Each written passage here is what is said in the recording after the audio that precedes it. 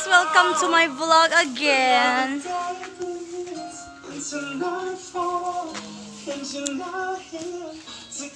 Kumukuha sila ng buko. Anong gagawin niyo sa buko? Anong gagawin niyo sa buko? Answer me please. Anong gagawin niyo sa buko? Bakit ayaw mo magsalita? Pagod ka, bakit? Anong ginawa mo? Yun oh, buko.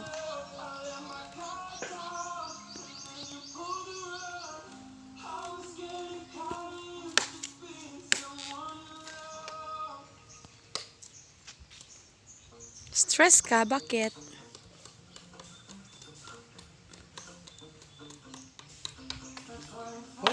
Dito kami sa aming lupa. Ayun yung tanim, oh. Nyog at saka saging. At saka, ewan ko bakit may nanirirahan ditong unggoy. Ayun, oh. Yun. Ay!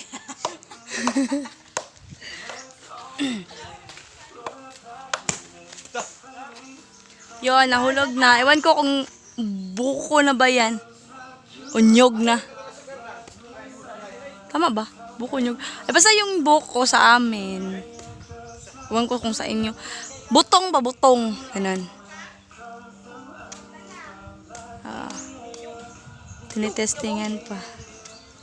Kapatid ko yun silang dalawa. Yan, si Dadang at saka si Ador. Nagluluto kami ngayon ng kamote. Kasalukuyan na silang nagluluto doon. Oh.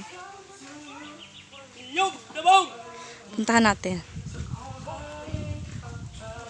Ano nangyari dito sa partner ko? Bakit stress? Kiss mo ako. Kiss mo ako. Ay, pinugos. Ito, tingnan natin yung anong niluluto.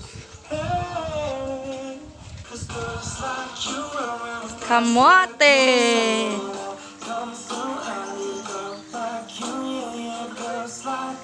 Mainit!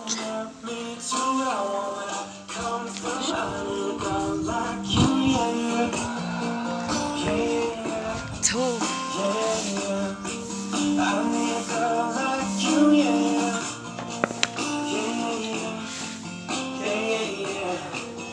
Strip o strip. Usually kasi cube yung nakikita ko na giniluluto na kamote. Pero ito, iwan ko bakit parang French fry.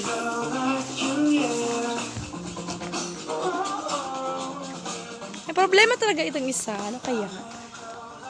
Hiniwalayan ka ng ibang girlfriend mo? Ha? Ha? Hiniwalayan ka?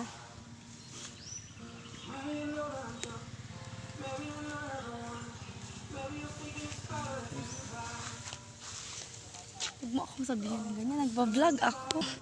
Tingnan natin yung buko. Bakit mo kinakain? Lagyan natin yun ng milk. Hoy! Lingod. Anong lingod sa sa Tagalog? Batanon. No. Parang hindi pa good siya yung good. Hindi ako good. Masaya. Hindi pa siya parang wala pa siya masyadong laman.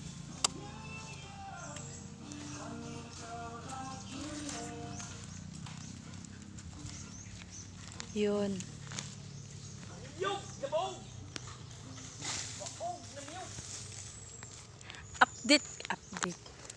Update ko lang kayo mamaya pagkatapos na magluto at saka matimplahan na yung buko.